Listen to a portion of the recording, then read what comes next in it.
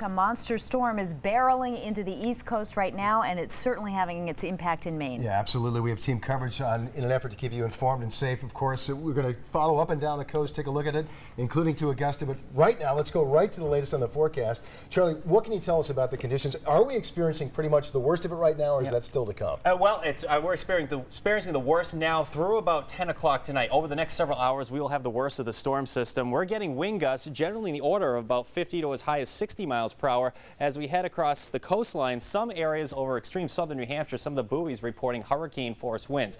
Now, we are tracking a storm of historic proportions here. What do I mean by that? Well, we're tracking a pressure in this storm in Sandy of 940 millibars. What does that mean? Well, it's an extremely low pressure. It is now the strongest storm pressure-wise north of the Carolinas to ever make landfall. This rivals the great hurricane in 1938 in that category. Sustained winds of 90 miles per hour. It's losing its tropical characteristics. The wind field is expanding, which is not great news for people in New England because the storm is so far away. We're seeing the wind field expand even up into northern New England with even tropical storm force winds here in Maine and New Hampshire. Okay, there's the storm. What a powerful storm this is so far as we have for peak wind gusts. Isle of Shoals reporting 74 miles per hour. Portsmouth 60, Matinicus Rock 54. You're gusting the 50s in Sanford. Portland reporting a wind gust of 57, 58 now. That needs to be updated. 58 miles per hour. This is down from the last hour. We're at 50 miles per hour, close to 50 in Portland. Many towns gusting 30 to as much as 50 miles per hour. Notice many inland towns, you're just looking at slightly lighter winds, a respectable wind still for you in Lewiston, 36 miles per hour there.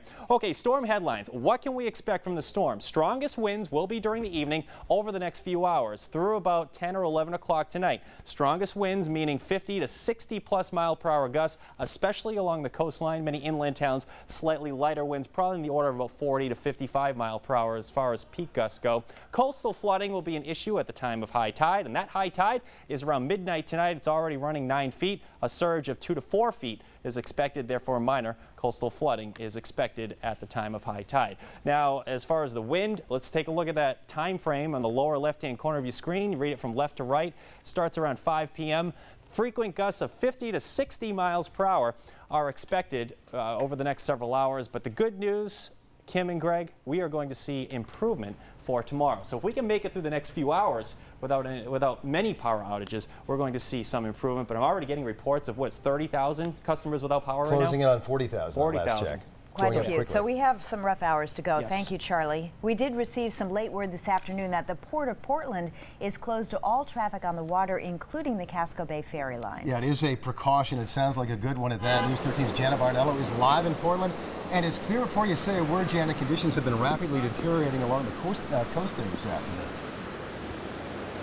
Kim, Greg, we're here on the Eastern Promenade now. A little while ago, we were down at Bug Light Park, and South Portland police actually shut the park down. While we were there, the wind's just violent down there. Really could barely stand. It was so strong. Up here on the Eastern Promenade, things are calmer, but the wind is still moving. We're seeing some drizzle. The conditions just worsening as time goes on out here. And we want to talk to you about what's happening right now. The Coast Guard has shut the Port of Portland. It's closed until further notice while this storm progresses. They've also shut the Port of Portsmouth as well, so no commercial ships going in or out of the city. Now, here's what the city is doing.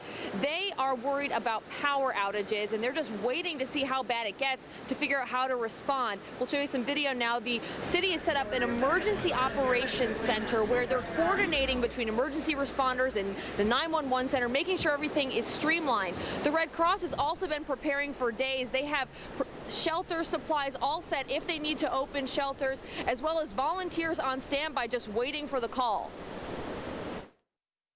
At this point now, we're working with our county and state government officials as well as our national headquarters to make sure that we have every preparation in place so that we can flip the switch and be ready to go as soon as we need to. So the Maine Red Cross ready to go, volunteers on standby. They're ready to respond here in the state, but they're also prepared to go out of state to New York and New Jersey, where Sandy is really hitting hard there. But of course, first they've got to see how they need to respond here. We won't know until for the next few hours as this storm gets worse. Again, power outages, the thing that we're most worried about at this moment.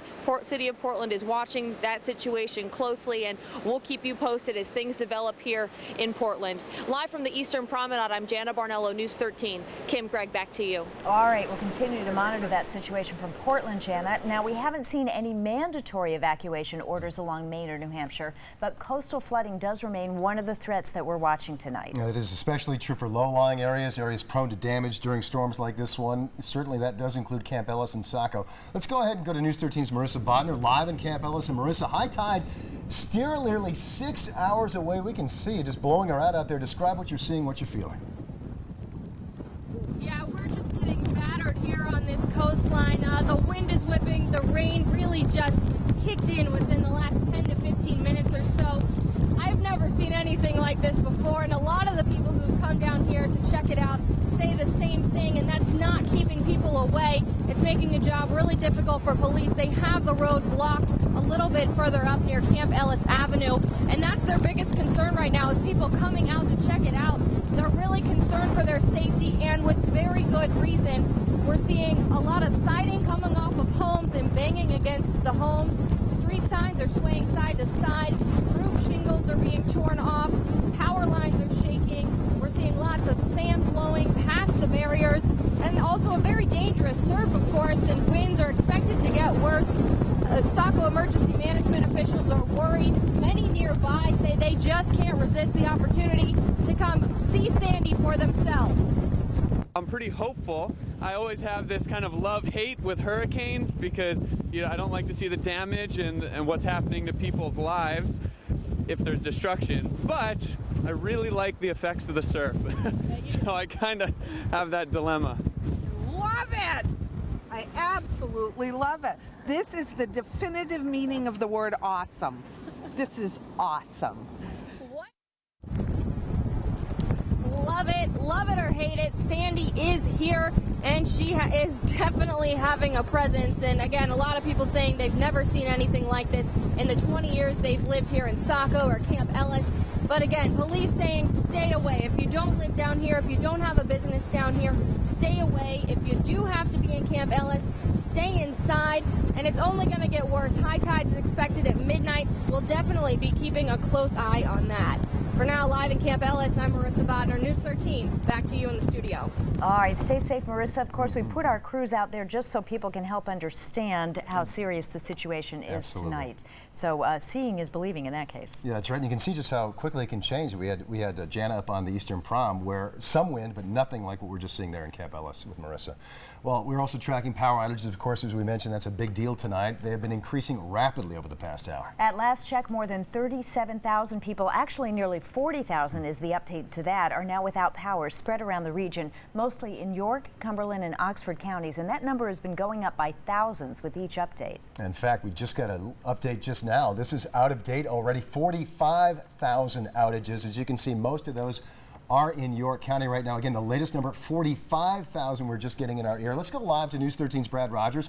He's at the Maine Emergency Management Headquarters in Augusta. Power outages is just one of the problems they're tracking up there, Brad.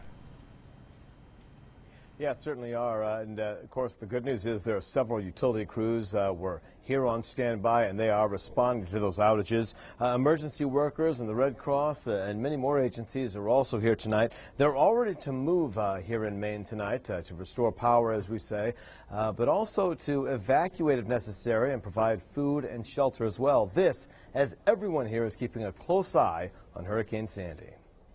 This unprecedented storm takes aim at the eastern seaboard. People inside Maine's Emergency Operations Center here in Augusta are tracking Hurricane Sandy's every move. A collective sigh of relief here when this monster storm turned to the left as expected. Had it kept going straight, Maine would have been directly in its path. But the governor and state emergency management director say Maine is not out of the woods yet. The hurricane's outer band will bring high winds to Maine and more power outages. The next 12, probably the most critical for us, with winds expected to be steady at 30 to 40 miles per hour with possible gusts up to 60 miles an hour. Some locations may see as much as 70 miles an hour. Coastal areas are going to see some flash flooding, and they certainly need to be safe, particularly up and down Route 1. I'd stay out of the roads. And be bad enough out there with heavy winds and lots of rain. And so with that, heavy winds and lots of rain.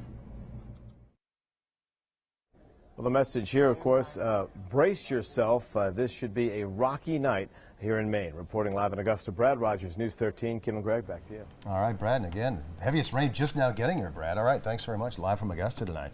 We'll travel up and down the East Coast, as you can imagine, is seeing some serious impacts from this storm. Let's take a live look at the cancellations and delays on the Jetport's website. You can see really dozens of flights canceled tonight. Our newscasts are also streaming live on our website at WGME.com. We'll be updating the web all night with the latest information, including any school and business cancellations. Now, your Weather Authority forecast with Charlie DePresti. All right, welcome back, everyone. Power outages continue to go up. At last check, CMP is reporting close to 26,000 power outages, 26,000 customers, I should say, without power right now.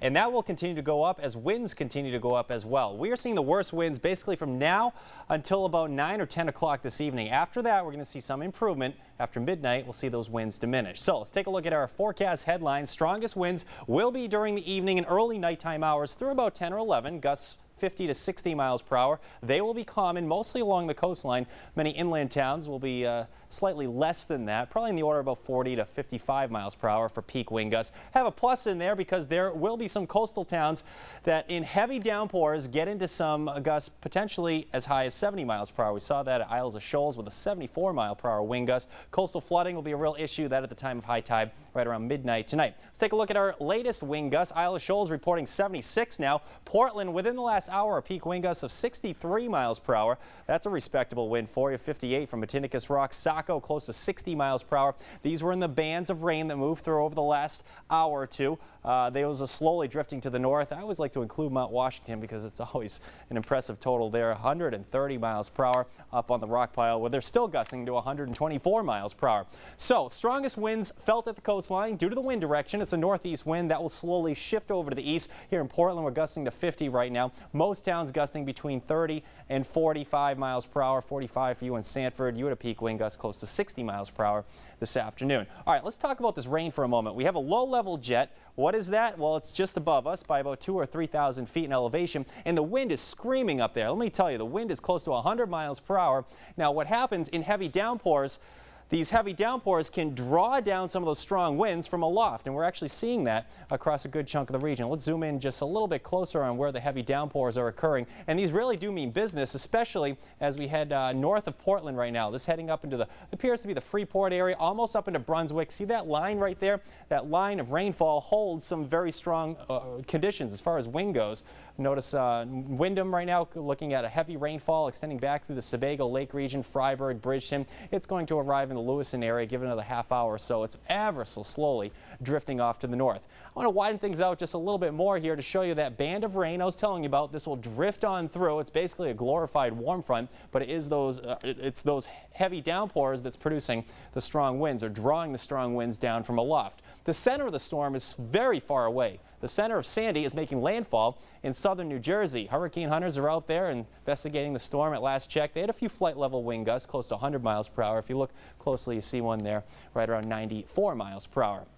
The big story going forward, I think, will be wind this evening, followed by the high tide around midnight. Now, the good news around midnight, we're actually going to see the wind start to relax, but the high tide is expected to produce some minor coastal flooding. It's around midnight with tide expected to be around 9 feet initially, but with a 2 to 4 foot surge on top of that, we're expecting minor flooding. Flood stage in Portland is 12 feet, and we should eclipse that with at least minor flooding for a good chunk of coastal York County and coastal Cumberland County as well. This is a massive storm. Pressure is 940 millibars, now the strongest storm pressure-wise to ever make landfall north of the Carolinas that broke the record from the great 1938 hurricane. The old record was 946 millibars over in Long Island. The old Long Island Express, it was called back in 38. Sustained winds of 90 miles per hour. The storm is becoming extratropical or post-tropical. What do I mean by that? From here on out, it's going to act more like a plain old nor'easter, and it actually takes on the characteristics of a plain old nor'easter. You can kind of see this appendage right in there. That is a glorified warm front, and right in there, that will be our strongest wind when it moves through. And we're starting to see that move through over southern portions of Maine. So let's talk about the wind for a moment. Mostly along coastal areas, that's where we're going to see our strongest wind. It's about 7 or 8 o'clock tonight. We have an east-northeasterly wind. Coastal towns looking at sustained winds 30 to 40 miles per hour. Inland areas slightly lighter. That band of wind starts to move out after midnight, and by 8 o'clock in the morning, it's just breezy. How does that sound? So improving by tomorrow, but we will have periods of rain tomorrow, and we will have breezy conditions continuing right through Tuesday. At least it will be mild. Let's start Storm Tracker 8 o'clock tonight. Notice we have the rain moving through. Again, in these downpours, that's when we will have our strongest winds. So between now and about 10 or 11 o'clock, that's when we'll have our strongest winds felt in southern and central Maine. That band of rain will move out by morning. Then we just are left with periods of rain on Tuesday, with temps warming into the 60s. So tomorrow's going to be a warm, cloudy day with periods of rain, sort of a tropical air mass in place. And as we head into Wednesday, rain during the morning, but some improvement by afternoon. The 7 o'clock in the morning on Wednesday. Good news for trick-or-treaters. I expect just cloudy skies. I can't rule out a shower, but I think we get trick-or-treating in this year, which is mainly cloudy skies with temps running in the 50s. So the big story between now and about 11 o'clock will be strong winds. Occasional gusts 50 to 60 miles per hour along the coastline. Some inland towns will be slightly lighter than that. The big story around midnight will be the time of high tide, 11:58 to be exact. Coastal flood warnings have been issued. High wind warnings remain in effect until tomorrow morning for the entire region. Tuesday, we're left with showers, breezy conditions. Again, I'm hopeful for some good trick-or-treating weather. I don't think it's going to be exceptional, just cloudy with mild conditions. And, you know, I think our weather stays unsettled with a lot of clouds. I can't rule out a shower late week, but at least our weather is looking drier for mid to late week around here. And at least for the tens of thousands without power tonight, it is relatively mild. Excellent point. Absolutely. And tomorrow's going to stay in the 60s, too. It could be a lot colder this time of year.